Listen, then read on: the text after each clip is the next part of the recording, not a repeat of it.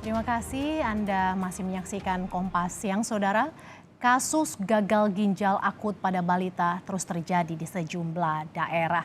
Namun hingga kini penyebab gagal ginjal pada anak belum diketahui. Seorang balita di Pasuruan, Jawa Timur meninggal dunia setelah sepekan dirawat di rumah sakit. Korban divonis menderita gagal ginjal akut. Balita berusia 2 tahun ini sebelumnya menjalani perawatan selama sepekan di Rumah Sakit Dr. Sutomo, Surabaya. Menurut keterangan keluarga, awalnya korban mengalami demam tinggi, lalu diberi obat sirup yang dibeli dari apotek. Gagal ginjal akut misterius.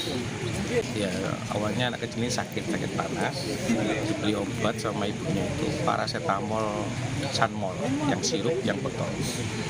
Di situ akhirnya dapat berapa hari itu nggak bisa kencing. Nggak bisa kencing selama 1 hari 2 hari, langsung dibawa ke rumah sakit. Jadi rumah sakit. Bagaimana orang tua menangani dan mencegah anak mengalami gagal ginjal akut? Kita sudah terhubung dengan dokter spesialis anak Lucky Yoga Satria. Selamat siang, dokter. Selamat siang. Dok, yang Halo. pertama ciri dari gagal ginjal ini ada gejala ISPA, demam, dan juga perubahan warna urin. Bagaimana harusnya orang tua memantau masing-masing gejala ini, dok? Oke, sebenarnya kita harus ngebedain ya. Ini gagal ginjal yang memang ada gangguan ginjal atau memang ada masalah dengan yang kita lihat sekarang nih, masalah pencemaran sehingga ginjal jadi gagal. Yang pasti ginjal itu gunanya adalah untuk mengeluarkan toksin dalam tubuh. Lewat pipis. Jadi ketika ginjal itu gagal untuk berfungsi, maka toksin-toksin tidak akan keluar, pipis tidak akan keluar, maka toksin-toksin akan dalam tubuh. Ya. Nah, gagal ginjal ini banyak penyebabnya. Ada yang sebelum ginjal, ada yang di ginjalnya penyebabnya, atau setelah ginjal atau sumbatan. Nah, yang sekarang terjadi ini ditakutkan adalah ginjalnya ini terkena toksin yang dari DEG tadi. Nah, jadi ketika ginjal ini gagal, maka gejala yang paling pertama keluar adalah tidak mampunya produksi urin pada tubuh anak. Jadi dengan berkurangnya pipis itu harus diperhatikan. Anak-anak itu tiap 6-8 jam maka kita perhatikan, ini udah pipis belum anak. Nah, kalau masalah batuk pilek kemarin, ini batuk pilek yang mendahului penyakit gagal ginjal ini ditakutkan adalah karena adanya medikasi, ya, mengobati sendiri tanpa ada pengawasan.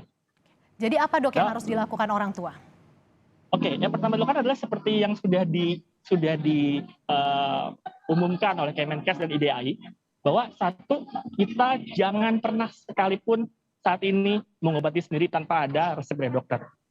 Dan memang sudah dianjurkan untuk stop semua sirup, ya. Dan yang paling penting sebenarnya adalah jangan panik. Ya, yang terjadi sekarang ini adalah sangat banyak ya. Informasi sangat banyak. Informasi ada tuh bagus, tapi informasi yang terlalu banyak yang membuat panik itu akan jadi lebih bahaya. Ya, kita ikutin aja Kemenkes dan IDAI itu sudah pasti pengen yang terbaik untuk anak-anak kita. Yang paling aman saat ini adalah stop semua medikasi dalam bentuk sirup. Oke, dok, Ya, karena sejumlah dicurigai obat itu kan, penyebabnya. dokter Lucky, sejumlah obat kan kini ditarik. Bagaimana solusinya jika nanti anak sakit dan membutuhkan obat yang kini sudah dilarang untuk dikonsumsi, dok? Ya, jadi kalau kita ngomongin obat terapi ya, sebenarnya untuk yang namanya demam, batuk pilek itu belum tentu semuanya perlu obat. Ya, demam itu adalah reaksi tubuh terhadap melawan infeksi.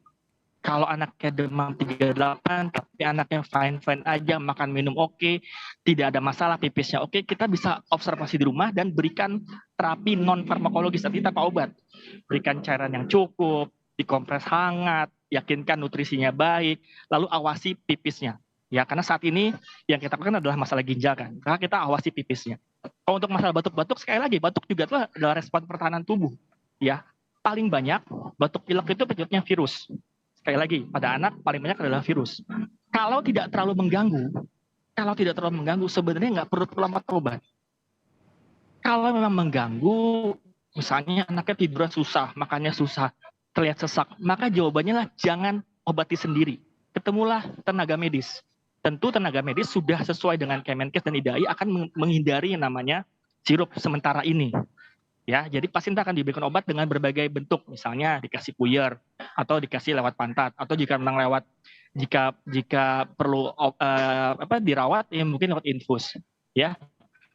Saat ini kita stop semua sirup apapun itu, mau sirup obat, antibiotik ataupun vitamin ya. Sementara kita ikuti dulu untuk mengurangi risiko adanya gangguan ginjal yang terus berlangsung.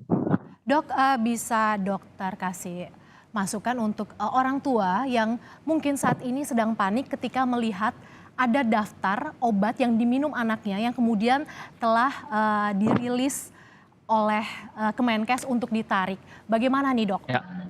Ya, memang yang pasti kita ikuti semuanya dari Kemenkes, IDAI, BPOM. Ya, memang semua obat kita hentikan. Kalau memang obat sirup yang maksud saya, kalau memang ternyata sudah sempat meminum obat tersebut, maka kita observasi. Karena yang saat ini kita takutkan adalah masalah gangguan ginjal, maka kita lihatkan apakah anak kita minumnya cukup. Apakah anak kita pipisnya cukup? Pipisnya, buang air kecilnya juga kita lihat dengan frekuensi. Kita cari minimal 6-8 jam ketika anak-anak aktivitas di siang hari. Ya, dan juga lihat warna urinnya, warna pipisnya. Kita harapkan warnanya kuning terang, bukan kuning gelap seperti teh. Ya, dan frekuensi dan warnanya dan jumlahnya. Kalau misalnya dengan ada riwayat pengobatan sendiri menggunakan sirup, tipisnya berkurang, lalu warnanya menjadi kuning gelap, jumlah juga berkurang, maka saatnya ketemu dokter. Oke, terima kasih Dr. Lucky Yoga Satria, dokter spesialis anak yang telah bergabung dalam Kompas Siang. Terima kasih dokter.